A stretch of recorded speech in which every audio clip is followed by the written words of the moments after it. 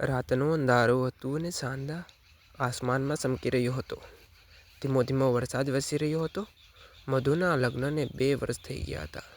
નાનપણથી મધુ ખૂબ જ સુંદર અને રૂપાળી દેખાતી હતી. 17 વર્ષની ઉંમરમાં મધુના લગ્ન થઈ ગયા. મધુનો પતિ એક પહાડી પહેલવાન હતો, એટલે મધુ ખૂબ જ ખુશ હતી. પરંતુ ધીમે ધીમે સમય જતાં જતાં મજા આવતી બંધ થઈ ગઈ અને 2 વર્ષ પછી એવા હાલત ઊભા થયા કે જે તેણે ક્યારેય વિચાર્યું ન હતું.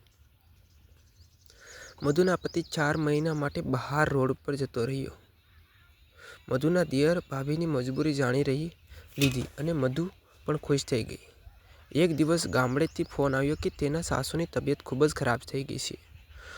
મધુના સસરા મોટા જમીનદાર હતા.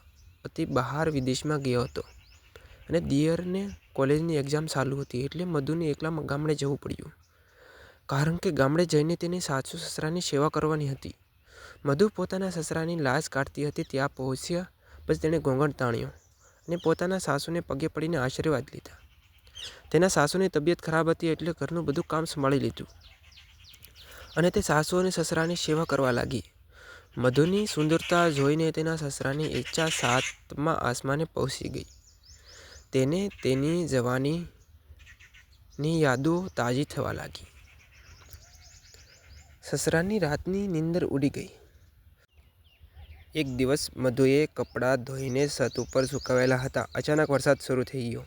મધુ પોતાના કપડાં લેવા માટે ઉપર ગઈ. પાછળ તેની જતા રહી.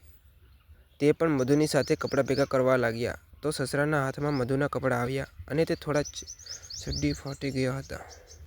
મધુ અને સસરા બંને વરસાદને લીધે પલળી ગયા. ઠંડા વરસાદને લીધે મધુના સસરાને ખૂબ જ ઠંડી લાગવા લાગી અને અચાનક તેના પગ લપસી પડ્યો. મધુએ તેના હાથ રાખીને સહારો આપ્યો. એ બંનેની નજર એક થઈ. મધુ પણ 2 મહિનાથી સેવા કરીને પોતાની પતિની રાહ જોઈ રહી હતી અને તેને પણ ઠંડી ઉડાડવા માટે કોઈ એવી વસ્તુની જરૂર હતી જે તેની ઠંડી ઉડાડી નાખી. અને પછી વીજળીના કડાકાની સાથે મધુ પોતાના સસરાની બાહોમાં પોતાનું માથું સંતાડી દીધું અને એ 65 વર્ષના ડોસાએ આજે પોતાની 18 વર્ષની જવાનીની યાદ આવી અને તેના શરીરની અંદર એક અજબ પ્રકારની તાકાત દોડવા લાગી અને તે પોતાના વહુને ઠંડીથી બચાવવા માટે એવી વસ્તુ આપી કે ચાલુ વરસાદે પરસેવો બોલી કે દાદા, તમે કહેવતને ઉલટી કરી નાખી છે. આજે એક કહેવત તમે ખોટી પાડી. તમે દીકરા કરતાં પણ સવાયા છો. નહીંતર કોઈ લગાતાર 2 વાર પાણીનો બાટલો નથી તોડતું. થોડા દિવસ પછી વાડીની અંદર બાજરી પણ પાકી ગઈ. એટલે સસરાએ મધુને કહ્યું, દીકરા, હું વાડીએ જાઉં છું, તમે બપોર વખતે ભાત લઈને આવજો. મધુ પણ ખૂબ ખુશ થઈ ગઈ. તેણે પોતાના સસરા માટે ઘી, ઘઉં અને બાજરીનો મોટો રોટલો બનાવ્યો અને માથે માખણનો લોંદો મૂકીને તે ખેતર તરફ નીકળી ગઈ. ખેતરે પહોંચ્યા પછી જ્યારે મધુ બાજરીના ડૂંડા જોયા તો તે અલગ દુનિયાની અંદર અલગ વિચારમાં ખોવાઈ ગઈ.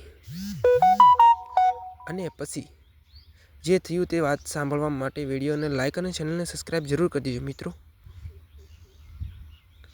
આપણે ફરી મળીશું એકવાર નવા વિડીયોમાં. ત્યાં સુધી આવજો મિત્રો.